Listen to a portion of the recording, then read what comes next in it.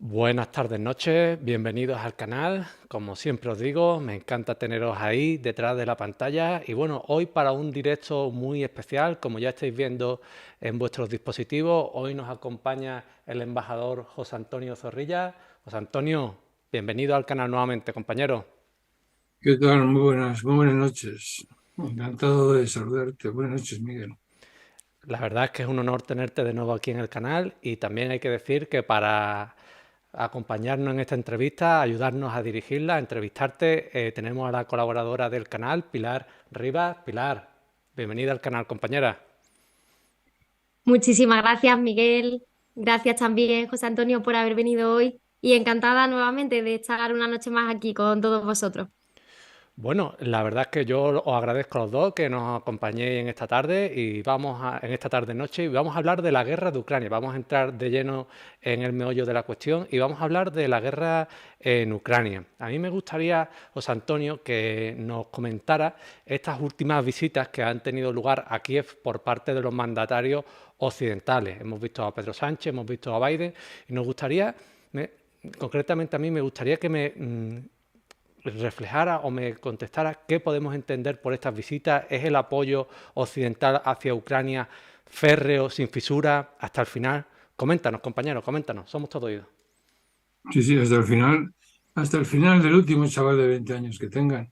Es una pelea perdida. Yo no puedo entender cómo se encelan y se encelan en esa pelea. La visita de todos estos líderes ahí es porque Estados Unidos ha decidido que ahora toca, pues eso, toca estar detrás de Kiev hasta el último hombre y la última sangre de los pobres polacos, perdón, de los pobres ucranianos, y todo el mundo va allí a darle la mano, a hacerse la foto y tal. No sé si recordáis que hubo una ministra en España muy feminista, muy progre, muy del PSOE, que cuando se enteró de que las visitas inesperadas a los soldados que estaban haciendo misiones en el tercer mundo subían votos. Y no paraba de ir por ahí. O sea, cogía el avión y ¡hala! Y, ministra, que ha subido un punto y al cabo de 3 meses, ¡pum!, otra vez, ¿no? Ahora lo que vende es Ucrania, esto está de moda y tal, y entonces pues van allí todos a ver quién es el más fiel de todos los fieles mayordomos que tiene Estados Unidos. No es lo mismo ser el lacayo que abre la puerta y entra con el plato principal que el lacayo que va detrás y lleva la salsa. Hay que estar en la primera posición. De todas formas, la primera posición, el mayordomo, el único del servicio que está autorizado a hablar con los señores, a pesar de que vive con la servidumbre downstairs, abajo, es el mayordomo. Y ese papel lo tiene reservado el Reino Unido de Gran Bretaña e Irlanda del Norte, cuya doctrina estratégica es: cuanto más obedecemos a Estados Unidos, más soberanos somos. No me preguntes tú sobre todo, querida Inés, que eres joven y estas cosas te pillan un poco. Supongo que tardarás tiempo en ir entendiendo las sutilezas de la vida diplomática, pero en fin, funciona así. O sea, es lo que hay. Esto es, ¿entiendes? Y pues no hay mucho que podamos hacer al respecto. Es el mundo en el que vivimos.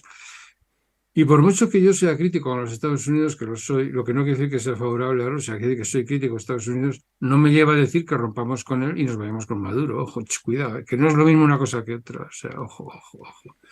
Este es un problema que tiene que ver con la igualdad soberana de los Estados. Si no se acepta el principio de la igualdad soberana de los Estados, no puede haber seguridad. Y si no hay seguridad, mueren chicos jóvenes, porque la guerra es cosa de chavales jóvenes. Pero no hay a jóvenes. Las últimas fotos que he visto son de chicos de instituto.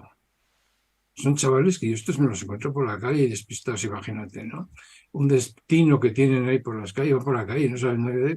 Lo que haría con ellos sería llevarles a casa y darles una taza de chocolate con pan con mantequilla, como si fueran niños, o la merienda. Es que son críos de 16 años, por Dios. No hay derecho. Están muriendo, por favor. Están cayendo todos los días como 60 o 70, según parece, según no sabemos, ¿no? Pero es que se habla de 140.000 muertos ucranianos. Es una cosa salvaje. Son las cifras de la Primera Guerra Mundial. O sea, que la Primera Guerra Mundial fueron muchos kilómetros de frontera o de trincheras, se mataban unos a otros, ¿no? Es una barbaridad, una crueldad en una guerra que no hubiera debido haber existido y que existe solo por voluntad de los Estados Unidos de América. Es algo trágico. Y además se va sabiendo porque nada se puede ocultar. Las declaraciones de Bennett son demoledoras. O sea, se acabó. Ya no hay ninguna duda. Primer ministro de Israel, en cuanto vio que se rompían hostilidades y que Rusia entraba ahí, se fue corriendo, habló con Putin y se quedaron de acuerdo. Bueno, pues no va a haber ni desnazificación ni va a haber desmilitarización. O sea que la continuidad del régimen está garantizada y Zelensky también. En Moscú, perdón, en Washington, y dijeron, ¿qué está usted haciendo, señor Bennett? Que no toca la paz, que no toca la paz, que hay que hacerle la guerra a Rusia para debilitarla, toca guerra. Eso lo ha dicho Bennett, no digo yo, esto está en Google, mira, Naftali Bennett, primer ministro de Israel, pues, Ucrania, o algo así, o con negociaciones. Y verás, le dijeron en Washington que no, que tocaba la guerra, joder, es que ya lo han dicho. Ya lo han dicho, es lo que hay. Es una guerra para debilitar a Rusia para que no pueda volver a invadir. O sea, una cosa de broma, porque hubiera bastado que tener un Estado aceptar el estatus para Ucrania que todavía hoy tiene Austria, que es un Estado neutral, y no habría habido guerra. Estaríamos todos mucho mejores, mucho mejor. Porque además se dice, como con gran triunfo, se han ido chicos de Moscú, se van los rusos para ir a la guerra. Vale, bueno, pues Robert Clinton también se fue para ir a la guerra de Vietnam, que, recordemos. Pero va mucho más allá que eso. ¿A quién le interesa ¿a quién le interesa que Moscú se eche en brazos de China? ¿A quién le interesa que en Moscú se acabe el proceso de mediana racionalización que yo conocí allí? Cuando yo llegué allí, todo el mundo tenía el dinero en el bolsillo o en el colchón. Cuando me fui, pagaban con tarjeta de crédito. ¿Qué preferimos? ¿Una Rusia atrasada, una Rusia paranoica, echada en los brazos de China, o una Rusia que es más o menos de los nuestros y va poco a poco mejorando? Es claro que la visión de Estados Unidos es completamente distinta. O sea, pero claro, esto, vectores de relaciones internacionales. Si yo estuviese en tu universidad y diera una clase de relaciones internacionales sobre esto, me extendería y daría bibliografía. Pero esto es un programa generalista y no puedo contar todo lo que hay. No puedo, no llego, ¿no? Pero es una estrategia obsoleta, pero ya aquí entramos en un tema que es muy especializado. Habría que hablar de la estrategia del agua, que es la de Mahan, la estrategia de la tierra, que es la de Mackinder, no sé si lo has estudiado tú. Y está obsoleto porque mientras que se están partiendo la cara en Ucrania, que es un frente que no sirve para nada, según lo ha dicho la Fundación RAND, porque ya van entrando en materia, los rusos se están perdiendo contra el ISIS en África Central y no podemos ayudarles porque son enemigos. Esto es una barbaridad. O sea, antes que a los rusos preferimos al ISIS. Esto me supera, pero en eso es por abajo. Y por arriba, una pregunta inocente. ¿Cuántos rompehielos tiene Estados Unidos en el Ártico? 1. Y es de los años 70. ¿Y cuántos tiene Rusia? 40 y tantos. ¿Y eso por qué crees que es? Pues porque a Estados Unidos, en cuanto le sacas con perdón, joder a Rusia, así, hablemos mal y pronto, le sacas de eso y le sacas de apoyar a Israel y todos los demás se lo toman a broma. Una conferencia que hacen, por ejemplo, con África, hicieron una conferencia en Washington sobre terrorismo. Tú fíjate lo que les importa a África Central, eso es el terrorismo. O sea, Dios, ponernos puentes, ponernos caminos, ponernos plataformas logísticas, que es lo que hacen los chinos. Joder. Nada, ni caso. Y otro portaaviones. Y otra división aerotransportada, que si no fuera trágico, sería cómico. Pues Bueno, no sé si me he extendido un poco con lo de los genízaros estos yendo a presentar sus respetos a este tipo, a Zelensky. Como en su día los prestamos a Bandera. Bandera vino a España, le ofreció Franco asilo en España. No quiso quedarse. Pero metió a nazis de los suyos, los metió en la Academia Militar de Zaragoza. Y Radio Nacional de España emitía en ucraniano. Yo creo que es el eterno retorno, ¿no? Era una punta de nazis y les aceptamos en España y siguen siendo nazis y le seguimos aceptando en la España de la democracia. Es la pera, es increíble. Es una pesadilla para un progre como yo, que fue progre, ¿no? El ver que es como cíclico, ¿no? O sea, que una vez que yo creía que el progreso era lineal. O sea, esto es como si yo viera que en España ahora a las mujeres se les pone el velo, ¿no? Y, ¿pero esto qué es, no? Pues algo así. Es una cosa. ¿Cómo es posible que estemos aquí en la guerra, en una, ¿cómo se dice? En una guerra fría, hablando de cohetes, de bombas atómicas? Esto es una cosa que me parece completamente alucinada. O sea, es como de otro mundo, ¿no? Es algo sin ninguna explicación razonable, ¿no? Una guerra que podía haberse... Que crean que la guerra es mejor que la paz. Hoy he leído un dato interesantísimo. Rusia ha perdido el 2,3% de su PIB, pero Alemania el 4,3%. O sea que, como sigamos así, o sea, no sé quién es, no sé el nombre de victoria o el nombre de derrota. Yo no sé qué victoria es esa en la que nosotros perdemos más que los rusos. Por cierto,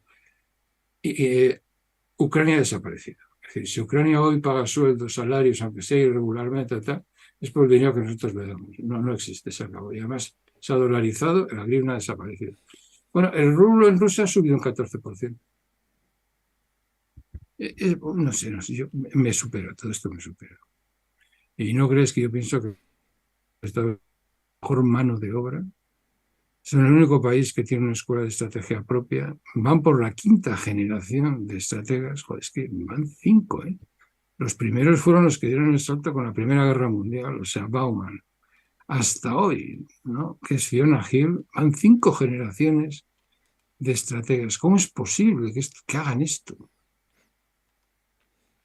No sé. Bueno, pues me parece muy interesante esas consideraciones. Te noto muy abatido, José Antonio. Yo sé que esto es para estar abatido. Sí. Calma, es que esto se completa con la tradición de Francia y Alemania. Pero yo soy europeo. Siempre desde pequeño he compartido los ideales de la Unión Europea, incluso cuando España era radicalmente imposible que pudiera entrar, y las únicas divisas que entraban en España no había ni inversión extranjera ni turismo.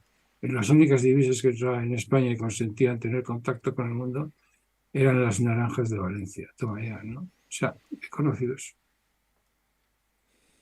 Pero A mí, José Antonio, me llama muchísimo la atención y creo que era un punto muy acertado el de la inexistencia de Ucrania. Es decir, ya estamos viendo que da igual el resultado de esa guerra, que Ucrania realmente va a pasar a depender de alguien.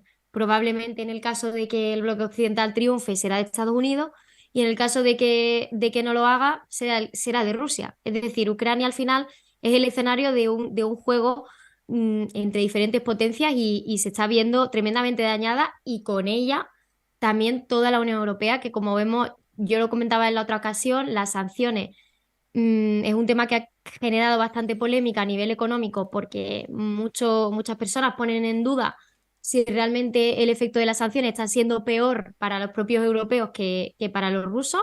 Y es un tema que también habría que tener en cuenta. La verdad que muy buena reflexión en ese punto, José Antonio. muchas gracias, Inés, pero es que es evidente que las sanciones nos hacen más daño a nosotros que a ellos. Empezó por hablarte de un 4 y pico por ciento de pérdida de PIB frente al 2 de Rusia. Por otra parte, el cálculo americano es claro. Le cortamos a Rusia el contacto con Europa y se hunde. Pero le faltó, claro, como viven en la estrategia esa obsoleta de Mackinder y de Meigel del siglo XIX, se les pasó el pequeño detalle de que en ese esquema lo hace inútil la existencia de China. Ha surgido China y no toman nota. Pues claro, el problema es que nosotros, es verdad, no le podemos comprar trigo a Estados Unidos, no le podemos comprar petróleo ni gas a Rusia. Vale, totalmente de acuerdo. Pero se lo compramos a grandes defensores de los derechos humanos, como por ejemplo Arabia Saudí, un problema, y por ejemplo Venezuela, que es un país que estamos próximos, donde, como podéis imaginar todos, el señor Guaidó ha quedado ya definitivamente eliminado, porque es la víctima colateral. Tenemos que ser, Maduro es bueno, Guaidó sobra, pim, pum, nos lo hemos cargado. Bien. Pero lo que se le escapó a Estados Unidos es que lo que nosotros no le podemos comprar, se lo compra China y se lo compra India. Y ahí se acabó la historia. Ese ha sido el gran, gravísimo problema de falta de inteligencia, porque en su modelo económico no existe China. En modo económico, geoestratégico, de gran estrategia, no cuentan con China. Es la desgracia esa del siglo XIX, es una estrategia imperialista americana e inglesa prestada. No es la suya, no tienen por qué tener esa estrategia, es errónea. El lugar importante del mundo no es Eurasia occidental, el lugar importante del mundo es el mundo, que es donde está China. Está en África, está en América Latina, está en el centro de Eurasia, está en el sudeste asiático. Ahí es donde tienen que estar. Pero no hay, es que no hay medio para todos, es decir, que este es el problema. Si nos concentramos en Eurasia y en Israel, no hay medios para concentrarnos también en el Ártico, ni hay medios para concentrarnos en China, que es lo que, en el sudeste asiático, que es lo que de verdad tenía que preocuparnos. Por otra parte, ya que estamos en ello, la naturaleza del reto chino no es militar. Acaba de hacerse público un estudio de un think tank, lo vi ayer, y ahí dice que de 14 sitios, de 14 huecos, capítulos de alta tecnología, Estados Unidos solo lo lideran 4, los otros 13 son chinos. Ese es el problema. Eso no se arregla mandando allí a la señora Pelosi, ni mandando portaaviones. Es el problema. Los americanos no lo quieren ver y en su intento de seguir manteniendo la hegemonía por esos procedimientos militares y descontrolados, lo que van a conseguir es lo contrario. Sí. Bueno, pues muy interesantes reflexiones, José Antonio. Y Pilar, yo también creo que ha estado muy fina poniendo el acento sobre la desaparición de Ucrania. Parece que es algo que también José Antonio daba ya, bueno, no por sentado, pero aludiendo a ello con que Ucrania, si no tiene apoyo occidental, difícilmente podría pagar los salarios de los funcionarios y demás. Difícilmente no pagaría ninguno. No puede, ha desaparecido. Ucrania como entidad ha desaparecido. Yo diría más, esos críos que yo veo en Internet yendo a la guerra, eso es la demostración de que los más mayores ya se han agotado, los han matado a todos, y ahora están echando a la nueva generación, que son los críos. O sea, es una cosa, es apocalíptico. Todo por algo que en el principio está mal. Es decir, los americanos dan un golpe de Estado y el propósito político de ese golpe de Estado es eliminar de Ucrania todo lo ruso. Y eso es imposible. O sea, Ucrania, la frontera, el territorio de la frontera. Tregua de Andrusov, 1660 y algo. El Dnieper marca la diferencia. Del Dnieper para el este, Ucrania rusa. Del Dnieper para el oeste, Ucrania polaca. Esas dos Ucranias han vivido siempre así y si se van una contra la otra, se matan. Tienen que colaborar, es lo que dijo Henry Kissinger. Pero no se les ha hecho caso. La idea era que la parte ucraniana arrasara a la parte rusa. Y claro, eso pues no es posible. No es posible sin que intervenga Rusia. O sea, esto y además que no se puede conseguir porque eso, la única manera de conseguirlo sería transferencias de población. Y a ver, ¿quiénes son los que no están de acuerdo con la ucranización forzosa? Esto, fuera. No son ucranianos que sabían a Rusia lo que hicieron los rusos, los comunistas. En Prusia Oriental echaban a todos, 11 millones de refugiados. La peor catástrofe europea que ha habido nunca. Y ahí, de otra manera, es algo parecido. Es imposible mantener, o sea, querer mantener eso siendo ucraniano en los términos nazis del Maidán, que es lo que son. Porque sus inspiradores son Roman Shukevich y Bandera, y prestan juramento de fidelidad a esos tipos. Los demás son macanos. No es propaganda rusa, ni comunista, ni nada. Es lo que son. Entonces, como son, de Ucrania una grande y libre, no se puede ser ni autonómico ni nada. Tiene que ser por la fuerza, todo. Si lo quieres bien y si no lo quieres te lo ponemos por la fuerza. Y mandan allí a someter a gente que no debían de haber sometido al batallón Azov. Esa gente es ucraniana, solo que tiene una sensibilidad distinta de la del Maidán. Hay que crear un Estado liberal que los acoja a los dos, es evidente, y no mandar ahí a batallón Azov, que es directamente nazi, ahí va con sus enseñas nazis a la lucha, ¿no? Y tratar de someterlos, que es imposible. No se puede. Es un proyecto político, no sé, del uso, no sé cómo se dice esto, que no se puede sostener, ¿no? Que es falso, es un espejismo. Y nosotros colaboramos en eso. Nosotros le damos dinero a Batallón Azov para que mate civiles del Donbass, porque son malos y no quieren ser ucranianos en los términos del Maidán. Mientras que Inglaterra tiene 4 naciones. Atención, Inglaterra son 4. Gales, Inglaterra, Escocia, Irlanda del Norte. Alemania es federal. Nosotros somos autonómicos. Estados Unidos es federal. Y Ucrania, no, Ucrania no. No, mire usted, el Donbass es, o sea, tiene que someterse al culto a bandera y al culto a su no hay más narices.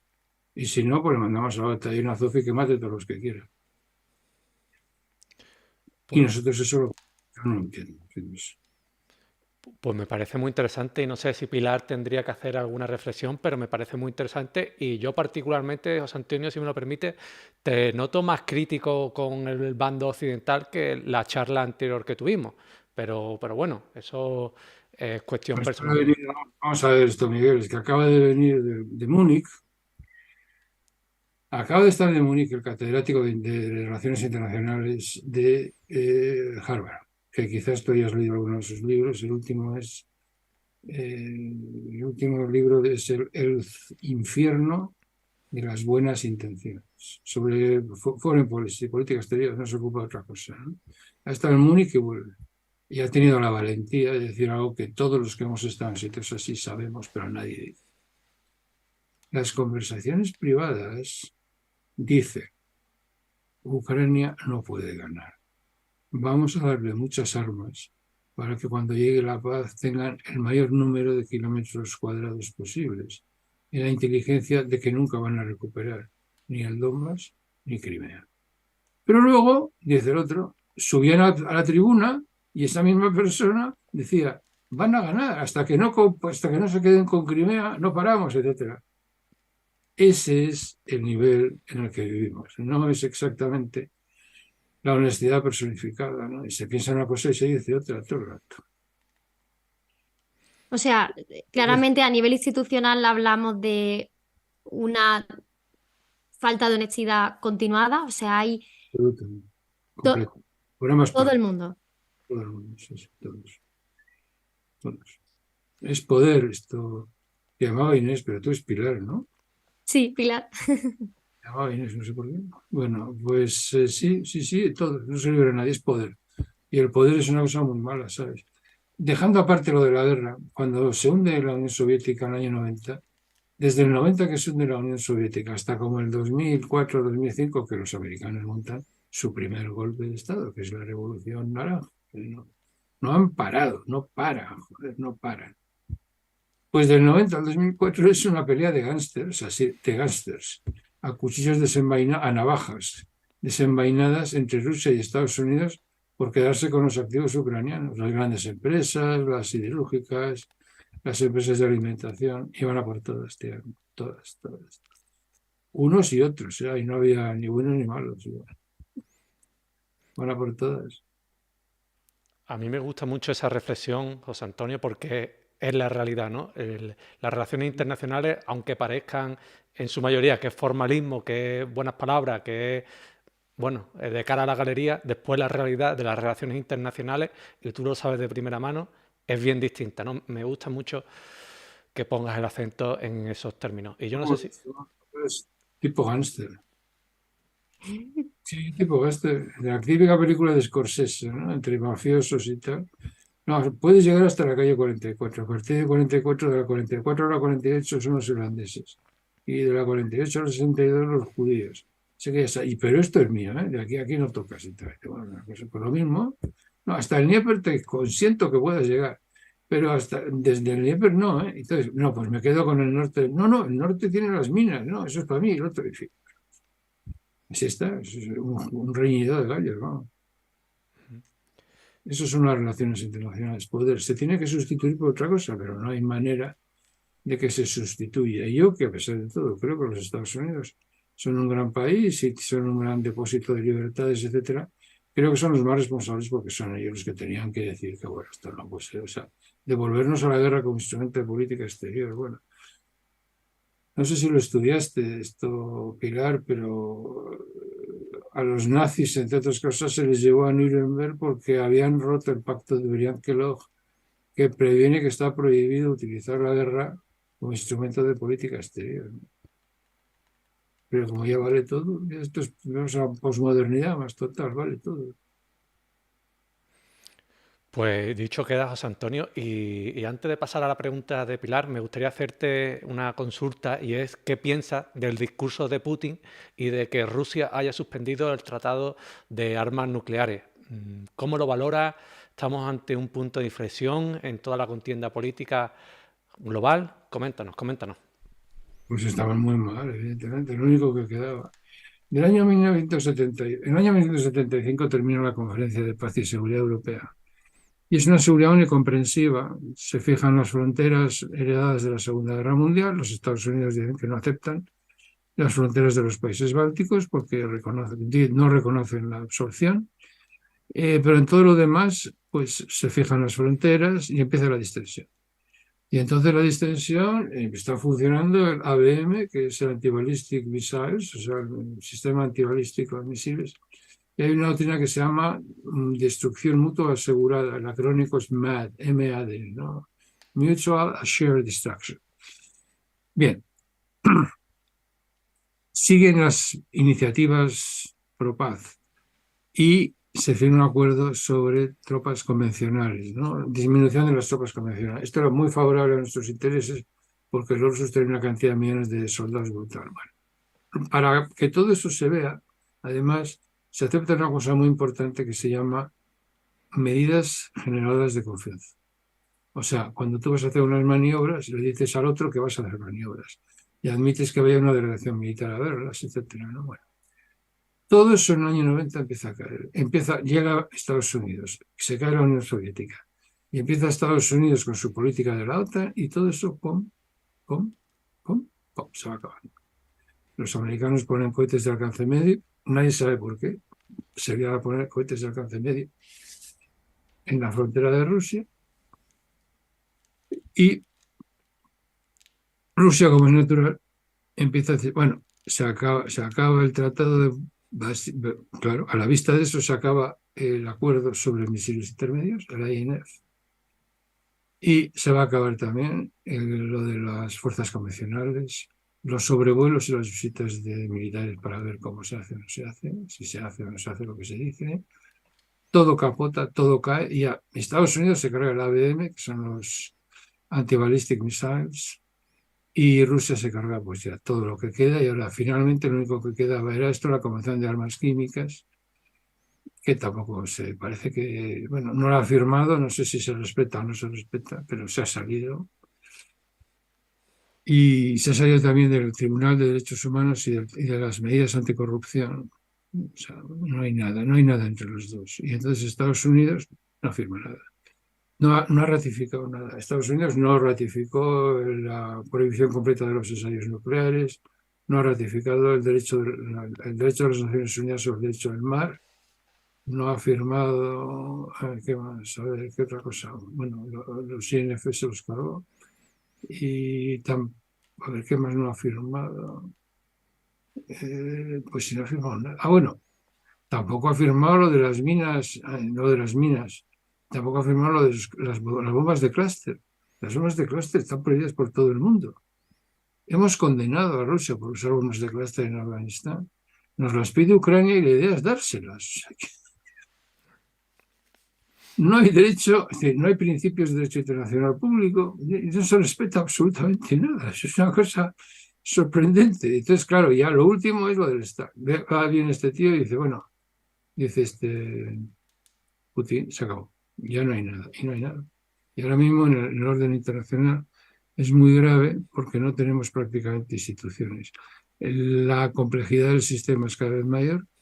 Nadie ratifica ningún acuerdo y los pocos que había en materia de control de armas, lo único que quedaba era el Estado. Lo que impedía que nos matásemos durante todo este tiempo, en un modelo polarizado, hegemónico, diarquía de dos, lo que evitaba era el control de las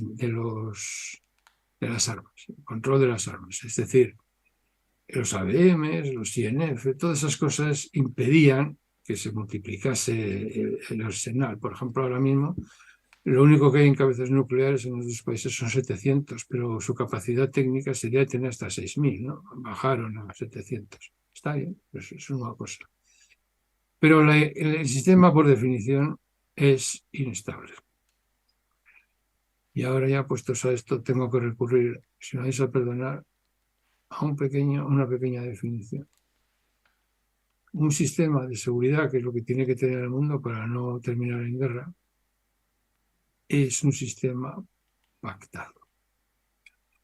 Si un sistema no está pactado, no es un sistema de seguridad y termina en guerra. Entonces, los Estados Unidos de América, a pesar de que se manifiestan partidarios de la paz y la seguridad internacionales, funcionan con una NATO que no está admitida por Rusia como un elemento válido de seguridad y disuasión internacional.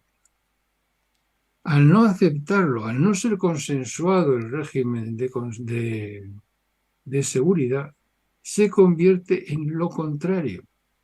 Se convierte en algo que estoy seguro que Pilar estudió, y si no deberías ir ahí y reclamar que te lo devolvieran, el dilema de la seguridad.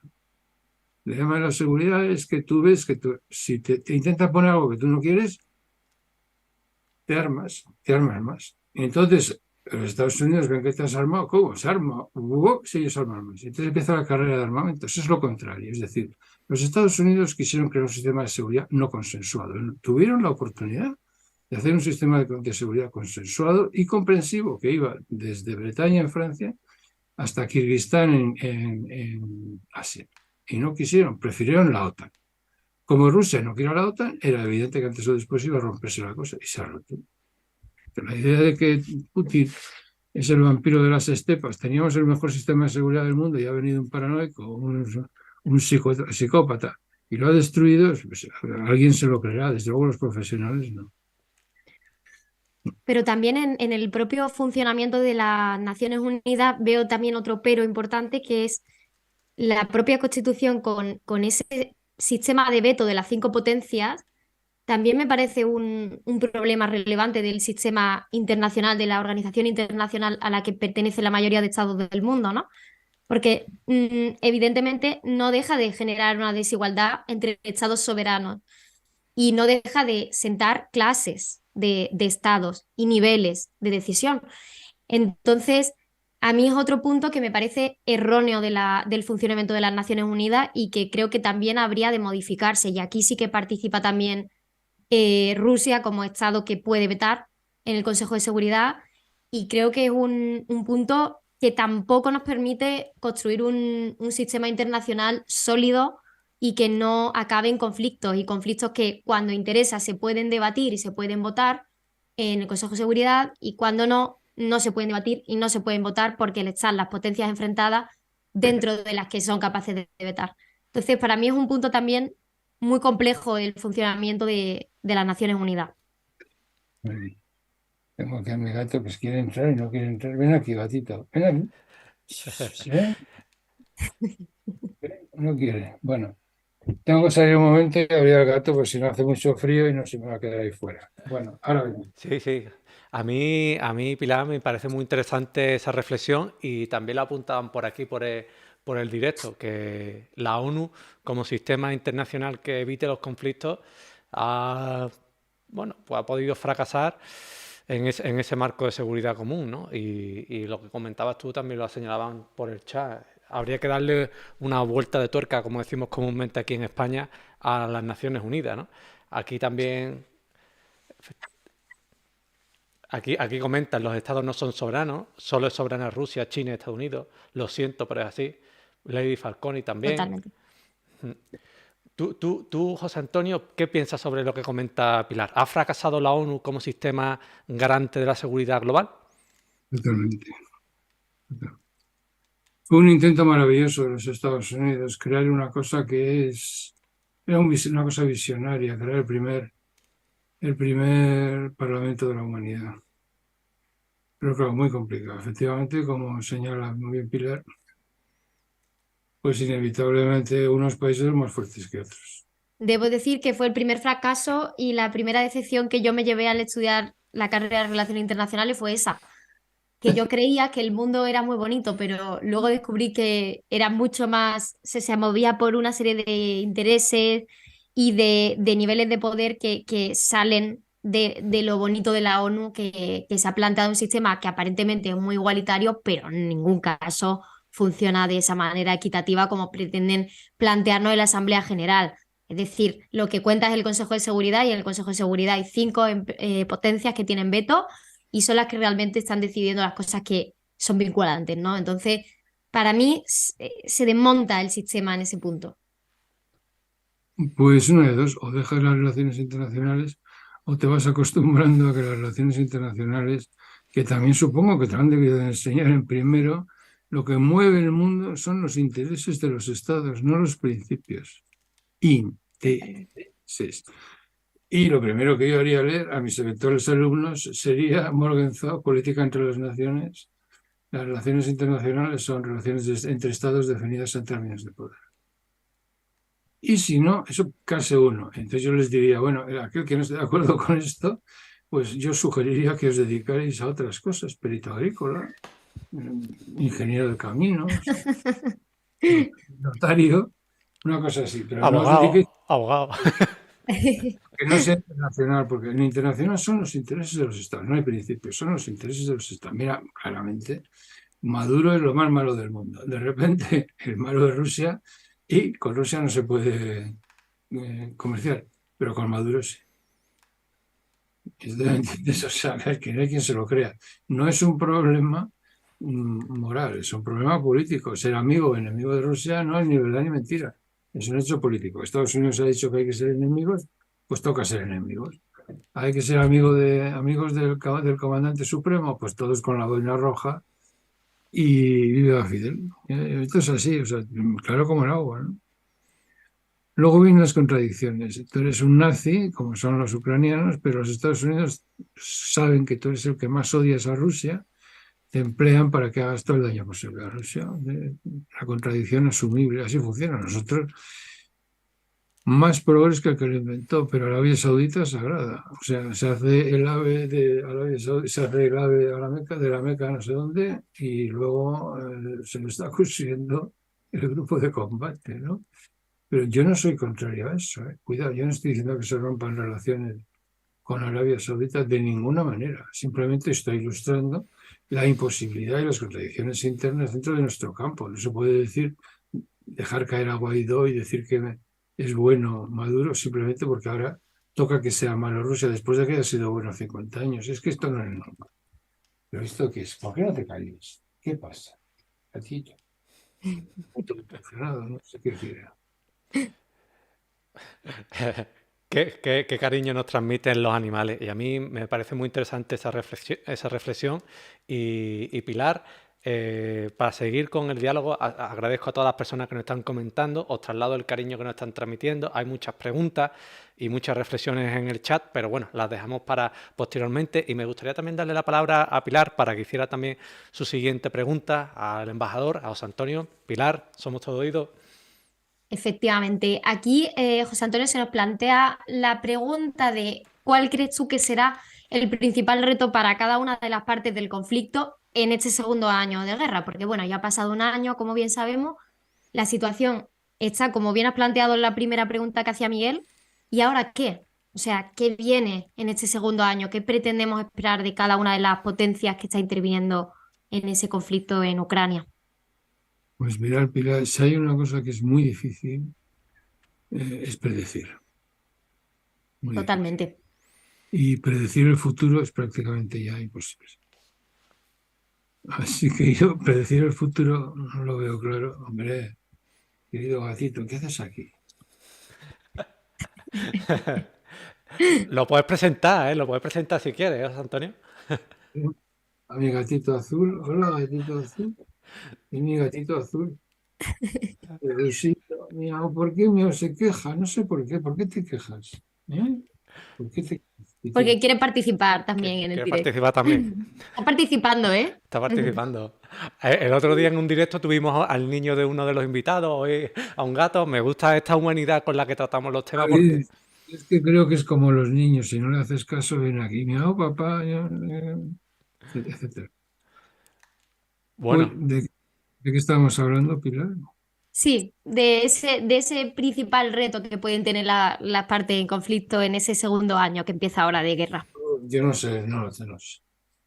Yo creo que ahí los ucranianos se marcaron una empresa imposible, que es el de quitarle a Ucrania su parte rusa, pero misteriosamente cuando se montan eso no aceptan que esa gente, bueno, es que hay que empezar por el principio. Primero, el Donbass, la parte este del país, no quería la independencia. Se conformaba única y exclusivamente con una autonomía. No hubo forma porque estaban detrás de los Estados Unidos que lo que querían era ir a la guerra, claro, esto es evidente, ya lo ha dicho Hollande y Merkel, ¿no? Le dijimos a Rusia que una autonomía, lo que queríamos era que pasara el tiempo para que Ucrania se armara bien para la guerra que iba a venir. Claro, es que eso está claro como el agua, ¿no? Eso no, es indignante, pero bueno, es lo que hay, ¿no? Y claro, pues es un proyecto imposible. Y entonces yo no sé cómo va a terminar esto. Supongo, por decir algo, yo no sé, que el Donbass terminará por dejar de ser parte de Ucrania y que a nosotros nos va a tocar bailar con la más. A nosotros nos cae Europa, nos cae encima una historia. Bueno, ahí tenemos, el Donbass se va a convertir en una Alsacia-Lorena, conflicto congelado permanente, enemistad con Rusia garantizada. Y claro,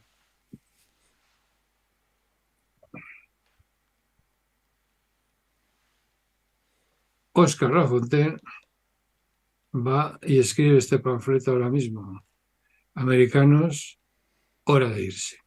¿Y qué dice Oscar Lafontaine? Que es una referencia moral y política procedente de la izquierda, pero que es una referente moral, que dice, no podemos tener bienestar sin tener buenas relaciones con Rusia. Y es una verdad revelada. Y además ha perdido el 4 y pico % de su PIB. Para la gente de tu generación, Pilar, esto puede ser demoledor, porque si Alemania capota, nos vamos todos con ella. Es una cosa trágica y vamos a pagar el mal hacer de estos locos de americanos que no saben, vamos, que tienen todos los medios para saber qué es lo que tienen que hacer y no saben hacerlo. Es una cosa sorprendente, ¿no? Sorprendente. Mira tú que ahora se asombran de que Rusia se echa en brazos de China y China en brazos de Rusia. Por Dios, me parece que yo en el 2014 ya cuando yo escribía ¿cómo se llama? En el Confidencial, ya lo dije, tío, es que corréis el riesgo de que se junten Rusia con China y eso puede ser, según Kissinger, lo peor que le puede pasar a Occidente, ¿no? En mi caso. Pero claro, es que yo creo que es que no saben.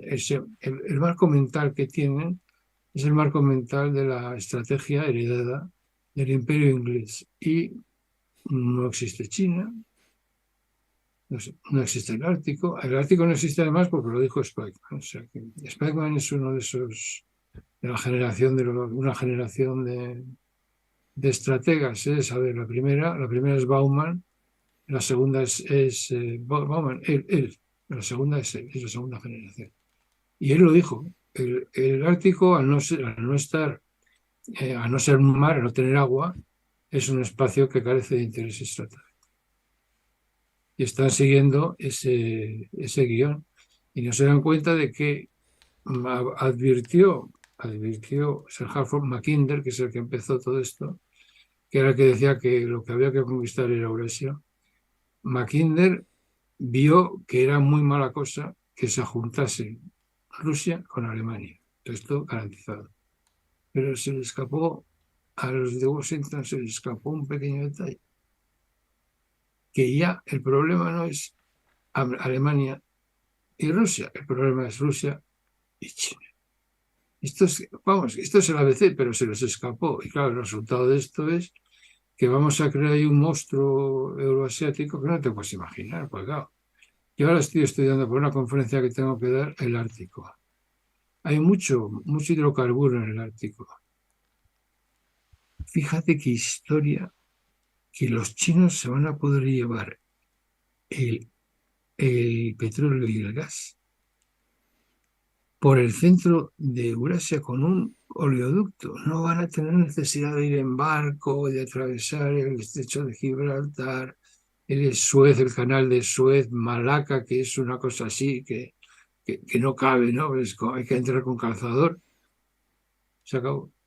De allá arriba de Yamal, un oleoducto hasta, no sé, Xi'an o lo que sea, y se reparte.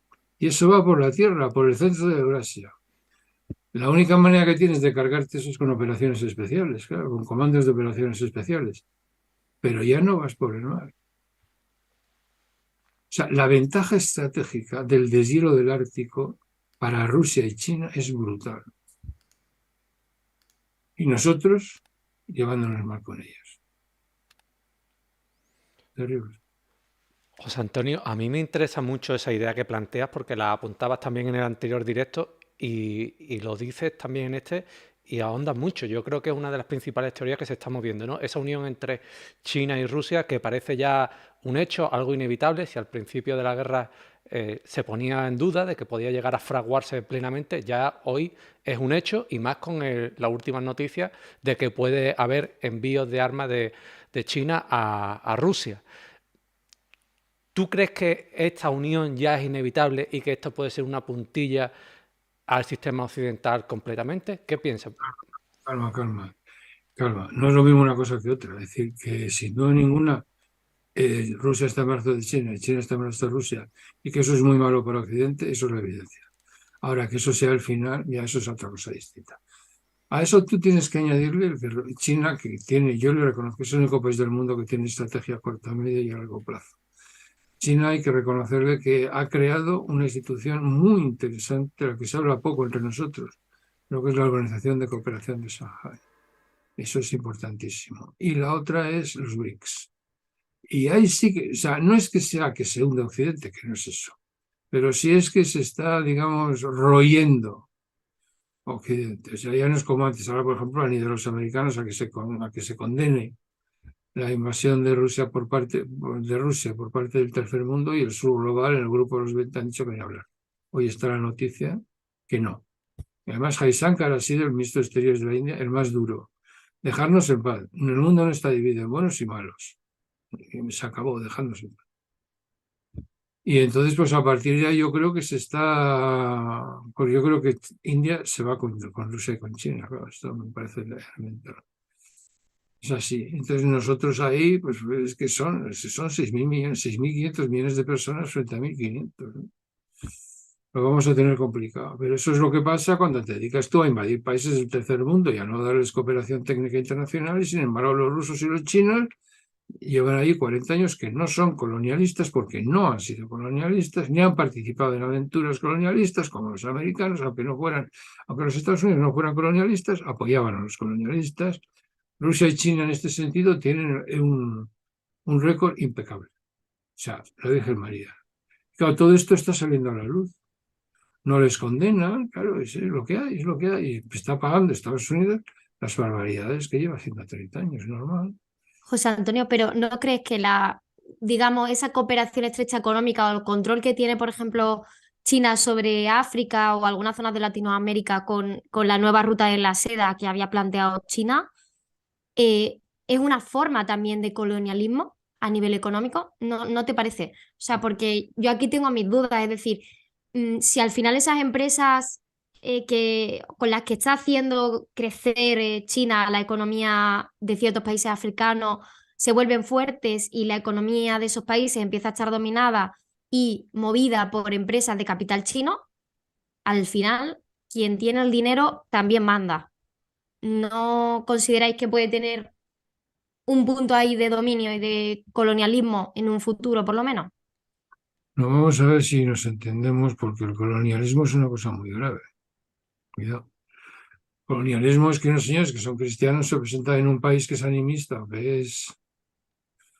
que es musulmán y dan carnés de evolucionado. O sea, si tú hablas bien francés o hablas bien inglés, ya, lo ideal sería que te bautices si tú estabas cristiano y tal. Entonces ellos te dan un carné que se vuelve y ya puedes, pues, te dan un visado y puedes, o sea, se parte de la base de que tú eres el dueño y ellos son los esclavos. Y en el caso de, bueno, hay casos verdaderamente terroríficos, ¿no? Lo que pasó en Congo belga, pues hay fotos, ¿no?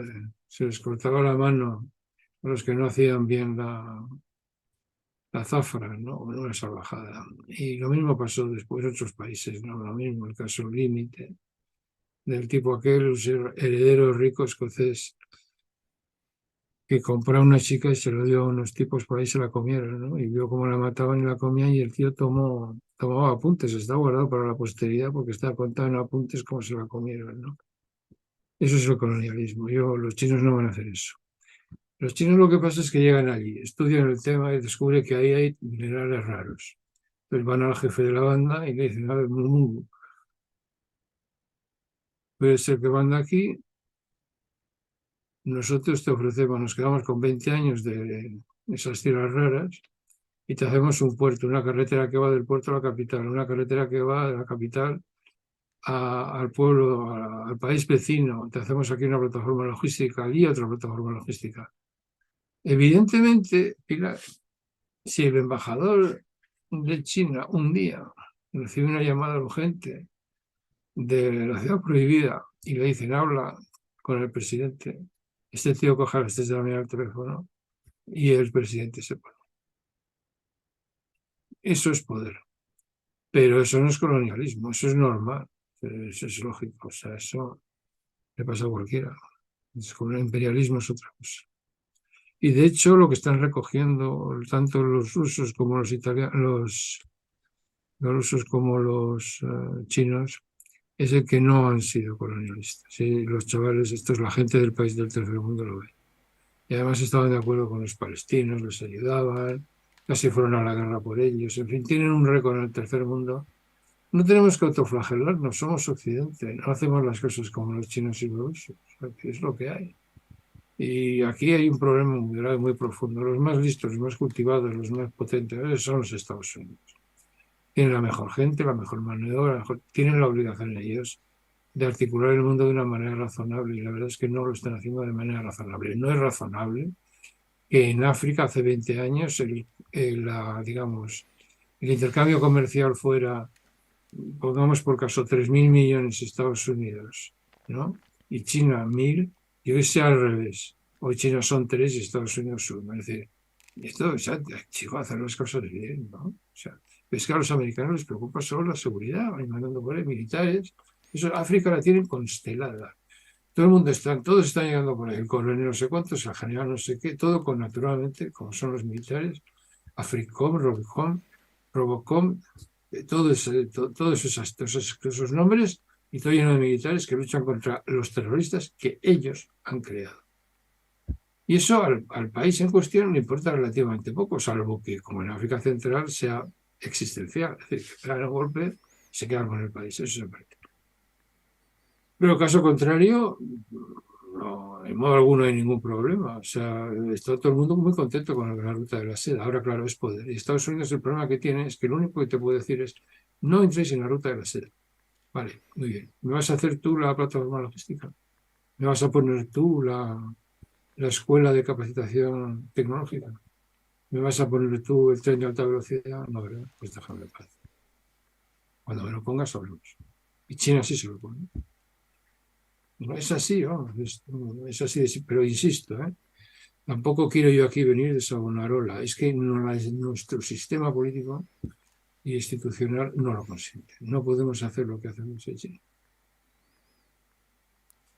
Bueno, pues me parece muy interesante, ¿no? Esa diferenciación entre un colonialismo y comerciar con otros países, que bueno, cada país busca sus intereses y sus comercios. Me parece muy interesante la pregunta y me parece muy interesante la respuesta. Y Pilar, ahondando con la entrevista, bueno, un momento, agradezco a todas las personas que nos están viendo, hay muchas preguntas, pero vamos a seguir con las preguntas que teníamos habladas, tanto Pilar como yo. Pilar, muchas gracias, José Antonio, por esas reflexiones, ¿eh? De nada, pues, Pues continúo yo entonces, Miguel. Sí.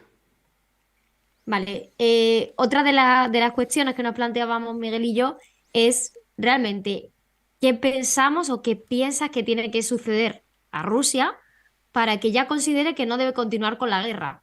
Es decir, hoy día, ¿qué necesitaría Rusia para que se firmase un acuerdo de paz? Dejarle los territorios que tiene, nada más. Yo creo que con quedarse con el Donbass tiene bastante. Me parece a mí que no da para más la cosa. Bueno, se queda con el Donbass y Ucrania no entra en la OTAN. Este sería el acuerdo. Yo creo que eso es lo que quiere Rusia. ¿Tú crees, Entonces, ¿por qué continuaban? Porque podría haber sido más sencillo, ¿no? No habrían tenido que prolongarlo tanto. Como más sencillo, no entiendo.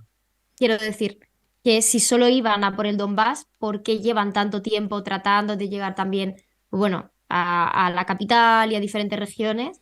Porque les han parado Si los ucranianos. Porque les han parado militarmente los ucranianos. tú crees, José Antonio, que se quedará Rusia solamente en el Donbass? Yo sé que esto es una decisión una pregunta muy difícil de responder, pero ¿tú crees que, habida cuenta de todo el sacrificio que le ha costado a Rusia la guerra, crees que solamente se circunscribirá al Donbass o puede hacer también ese corredor? Yo sé que es muy difícil, si quieres, bueno, pues no respondas. No tengo datos.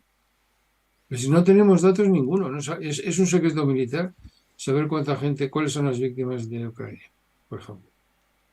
En Bakhmut no sabemos lo que ha pasado, porque lo de Bakhmut es como de película. Hoy salía un oficial ucraniano y decía, bueno, sí, posiblemente tendremos que abandonarlo. Dice, pero es lo mismo, porque total tenemos ahí las colinas de no sé qué, nos retiramos ahí y desde ahí controlamos el mismo territorio. Vamos a ver, pero alma de cántaro, si de verdad controlas el territorio desde ese sitio, haberte puesto ahí desde el principio y te hubieras evitado, no sé, 5.000 muertos, 8.000 muertos, ¿no? ¿De qué estamos hablando? Esto me hace pensar que la cosa no está tan clara. Tampoco sabemos si Bakhmut está tomada o no está tomada. Yo, sinceramente, me pierdo, no sé. Yo creo que Rusia se conformará con el Donbass y que no tiene intención de hacer lo de Novorossiya, creo yo, me parece a mí, no sé, pero yo no lo puedo asegurar, porque el plan que tiene del Donbass es el Donbass, ¿no? Ya está.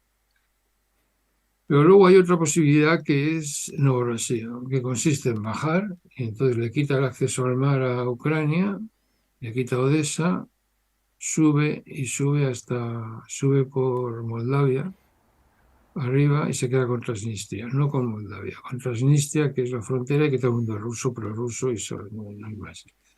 Eso sería terrorífico. A mí esto me parecería como articulación territorial de Europa una semilla de guerra, sería como Alsacia Lorena, algo terrorífico. Eso espero que no pase. Pero no sé lo que tiene Putin en la cabeza, no sé lo que quiere, no sé lo que quieren los otros, no sé hasta dónde están dispuestos a llegar los otros, porque a lo mejor los otros dicen, bueno, pues que se quede con ello.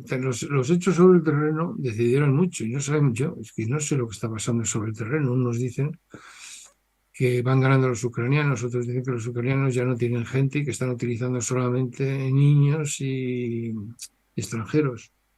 Y no lo sé, no lo sé, no, es que no hay manera de que hay una propaganda feroz con mentiras, pero apocalípticas, como el que haya mentido lo que no pasó en la Segunda Guerra Mundial.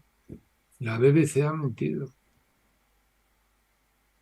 Cuando se produce el 8 de mayo, se recuerda la victoria sobre las armas hitlerianas, la BBC omitió en su servicio la presencia de la Unión Soviética, 25 millones de muertos. No miente solo el que dice lo contrario de lo que piensa, sino también el que sabiendo que sucedió algo, no lo, no lo menciona. O sea, es gravísimo. Por eso digo que está la cosa en unos tonos que hacen muy difícil la comprensión y el diagnóstico de lo que sucede. No lo sé. Bueno, pues muy interesante, José Antonio, y yo sobre todo reflexionaría que llegar hasta Moldavia con Transnistria como foco supondría dejar Ucrania sin salida al mar. Yo no sé Es, lo que... nuevo, es el proyecto de Novorossiya. Efectivamente. Yo no sé si lo van a hacer o no lo van a hacer. Desde luego, tradicionalmente Odessa es una ciudad rusa. Pero no sé si van a tener problemas militares. Yo no sé si llegan, porque tampoco... Es que yo estoy perdido, por ejemplo. Ya todos tenemos claro, yo tenía claro, ¿no? Que los rusos no usan la fuerza aérea porque la bajan los ucranianos. Bien. hoy leo. Bakhmut, un antiguo combatiente de Bakhmut, ya que se está yendo, en febrero fue terrible porque no solo hubo una cantidad de fuego enemigo brutal, dice, hubo cohetes, hubo artillería y hubo aviación. No decían que no había aviación, ¿no? Pero de repente lo pillas porque alguien se está yendo y te lo cuenta y tal, te enteras, ¿no? Son testimonios fragmentarios. Aquella chica que yo oí en un telediario de Bruselas, Euronews. Euronews, una chica de como de 14, 15 años que había escapado de Odessa, los primeros refugiados, ¿no? Hablaba ruso y dice, bueno, pues sí, echo de menos a papá, mamá y tal. En Odessa han prohibido el ruso. Así me enteré yo. Así me enteré. No sabemos lo que está pasando. Es muy difícil que yo te diga. No sé. Bueno, pero están esas reflexiones sobre la incredulidad que tenemos que tener ante las noticias que nos llegan. Y yo, bueno, pues un breve impasse antes de que Pilar también pase a su siguiente pregunta. Agradezco a todas las personas que nos están comentando. Veo que son muchas, comentarios incesantes, pero bueno, quedarán grabados y los trasladaremos. Y bueno, Pilar, tu siguiente cuestión. Mi siguiente cuestión iba más centrada hacia la parte de Ucrania, es decir, ¿cuál sería el mejor escenario que se podría encontrar Ucrania en la guerra ahora mismo? O sea, ¿qué podría suceder para que Ucrania saliese ganando, en cierta manera? Buena pregunta. Pues yo creo que nada. Nada porque lo que no es no puede ser y además es imposible. Es un proyecto político malo. Eliminar los rusos de Ucrania es imposible y se corre el riesgo de que si Rusia ve que existencialmente está en peligro sus conquistas, y muy especialmente Crimea, no tengo ninguna duda razonable de que empleará el arma nuclear táctica. Eso no tengo la menor duda. Pero no sabemos, no sé. Ahora ha pedido armas que están prohibidas por la legislación internacional, ¿no? Ucrania. Y Ucrania cree que a base de armas va a ganar. Y la idea dominante de esto es, en Occidente, es que sí, con armas gana. Y yo creo que no se enteran estos tíos de la fiesta, pero yo soy español. Y aunque, claro, no soy profesor de historia, tengo una relativa idea de lo que sucedió en la época de mayor esplendor de España, cuando España, que era no ya rica, sino lo siguiente en relación con el resto de los europeos, quiso impedir la extensión del protestantismo por medios militares. Fracasó y fue la ruina de la monarquía. Bueno, eso quiere decir que cuando un proyecto es imposible políticamente, ya le puedes dar todas las armas que quieras, que eso no puede funcionar. Dale todas las armas que quieras a Ucrania, el proyecto no puede salir adelante, entre otras cosas porque hay que ver si tiene fuerza demográfica para aguantar lo que está pasando. Yo no sé cuántos chavales han caído, pero se habla de en torno a 150.000, no pueden aguantar eso.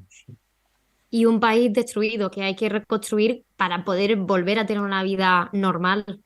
Es algo totalmente devastado. Eso cuesta años y tiempo y dinero.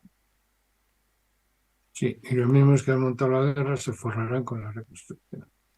Eso es. Algún tipo de plan Marshall podría darse.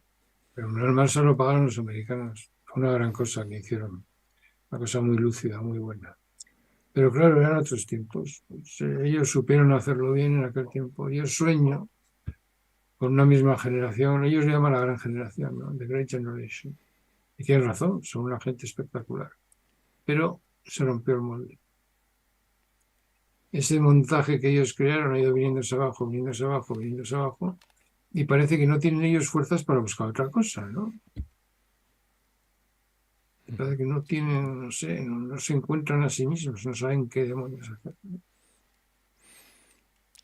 Pues me parece muy interesante esas reflexiones y me vaya a permitir también esta reflexión mía. Yo noto a José Antonio, lo he escuchado en casi todas las charlas que ha dado sobre la guerra de Ucrania y yo hoy lo estoy escuchando muy crítico con Occidente más de lo que lo había escuchado al inicio de la guerra, más de lo que lo he escuchado en el transcurso de la guerra, lo estoy escuchando. Y no sé, yo me gustaría hilar eso con mi siguiente y última pregunta, y después ya le dejo el turno a Pilar si quiere hacer alguna más, pero con mi última pregunta, ¿en qué punto estamos hoy de que el conflicto en Ucrania se convierta en la tercera guerra mundial? José Antonio, ¿ves que...? Lo más importante de todo es que los Estados Unidos no la quieren. O sea, que es nuestra gran esperanza, ¿no? Los Estados Unidos saben que en una primera oleada de guerra nuclear tendrían 80 millones de muertos. Como tú comprenderás, no, en fin, no parece razonable que se embarquen en eso, y lo tienen muy claro. No están dispuestos a ir a la tercera guerra mundial para nada. Y eso nos libra de muchos problemas. No quieren que se maten los ucranianos, es su problema. A mí esto me recuerda mucho, me parece que voy a escribir un artículo. Yo era consejero de la Embajada de España en Honduras cuando los años de la Contra. Y los americanos agarraron a la guardia de Somoza. Tú fíjate qué gente, ¿no? Y la pusieron a luchar contra los sandinistas y los llamaron, ¿cómo se llama? Luchadores de la paz. Entonces, todos los países latinoamericanos protestaron, claro, y les quitaron el título.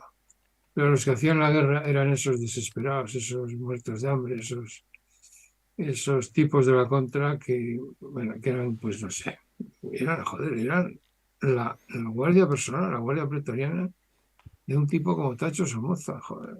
Pues aquí es lo mismo, los que están matando rusos, son gente que se consagra a Román Sukievich, ¿no? Y a Stepan Bandera. ¿Sabes que Sukievich creó una división que se llama la División Roland? Lo primero que hizo nada más crearla en verano del 41, en junio del 41, fue arrasar un par de pueblos judíos que estaban al lado de donde él estaba haciendo eso. Eso es junio. Y en septiembre se fue a Ucrania, a Kiev, a Auch, perdón. Se fue a Auch, al barranco de Babi Yar, y participó en el peor episodio que se conoce del Holocausto, 30.000 muertos en 3 días. Eso es lo que está defendiendo hoy lo que se supone que es la libertad de Occidente. No hay quien se lo crea, claro. Pues interesantes reflexiones. Esto me recuerda mucho a la Contra de Honduras. Luego terminó la cosa de una manera, después de matar a miles de personas, provocar una guerra civil en Guatemala, provocar una guerra civil en El Salvador, en la propia Nicaragua, bueno, cientos de miles de muertos. Yo no sé, luego convirtieron a Honduras en un corredor de coca. Era un país limpio, ¿no? Hicieron verdaderas barbaridades. Incluso les costó irse del Tribunal Internacional de Justicia, porque les condenó el Tribunal Internacional de Justicia de Estados Unidos por minar los puertos de Guatemala, que es un acto de guerra y no se puede hacer, ¿no? Poner minas ahí. Entonces, a pesar de que aquellos sean unos canallas, los usaron para luchar contra los rusos. Y estos, a pesar de que son lo mismo, también los usan contra los rusos. Vale todo, claro. Con tal de no luchar ellos, vale todo. Pero también luchan. Por ejemplo, en Irak se dejaron ir la vida de casi 3.000 chavales americanos. Es incomprensible. Pues me gusta ese aprecio, como no puede ser de otra forma, por otra parte, que le tienes a la vida, porque las guerras son nefastas, y sobre todo son nefastas para las personas de a pie y para la gente joven, que es la que muere. Los hijos de los mandatarios nunca son los que mueren, y me gustan mucho esas reflexiones en favor de la vida, en favor de las personas que están combatiendo en lugar de los que deberían estar, que son los de arriba, los que dan las órdenes. No te olvides, esto es decisivo, la vida. El ciclo normal de la vida es que los hijos entierran a los padres, y no los padres a los hijos, como en la guerra. Eso se ha de respetar. Y eso los Estados Unidos de América llevan no sé cuántos años, pero los últimos 30 años, desde que se hundió la URSS, de verdad que no lo respetan. Y yo soy Occidente, yo soy parte de eso. Pero no puedo mentir. O sea, los que de verdad provocan las guerras, las matanzas, todas estas barbaridades, son los Estados Unidos de América. Pues es la parte incomprensible, porque además los mejores de entre ellos le dan unos consejos magníficos. Cuando se produce el Maidán, al mes siguiente, en marzo, apareció por ahí ¿cómo se llama?